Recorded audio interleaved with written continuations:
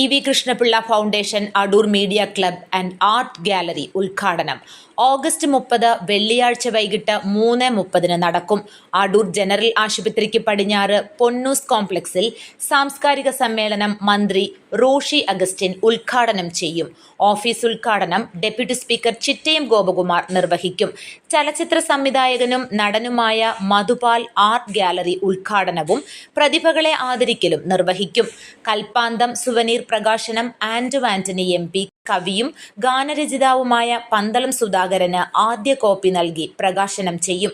ജില്ലാ panchayat president Rajeev P. Rajappan club അംഗങ്ങൾക്ക് identity card വിതരണം ചെയ്യും. അടൂർ നഗരസഭ അധ്യക്ഷ ദിവ്യ റജി മുഹമ്മദ് ലോഗോ പ്രകാശനം ചെയ്യും.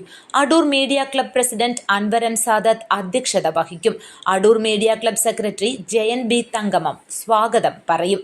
ജോയിന്റ് സെക്രട്ടറി അനൂപ് റിപ്പോർട്ട് അവതരിപ്പിക്കും.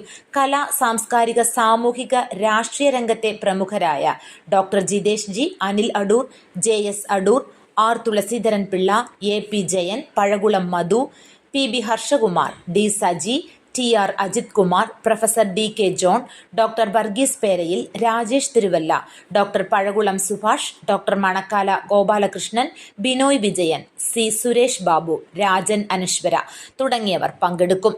ചിത്രകാരികളുടെ കൂട്ടായ്മയായ ഉജ്ജ്വലയുടെ സംഘാടകരും സീനിയർ ആർട്ടിസ്റ്റുകളുമായ Gracy Philip, Kalahariharan, Everest, Kilimanjaro പർവ്വതങ്ങൾ കീഴടക്കിയ സോനു സോമൻ, മാധ്യമ പ്രവർത്തനത്തിനൊപ്പം ജീവകാരുണ്യ പ്രവർത്തനങ്ങളിൽ മാതൃകയായ അനന്തു എന്നിവരെ ആദരിക്കും.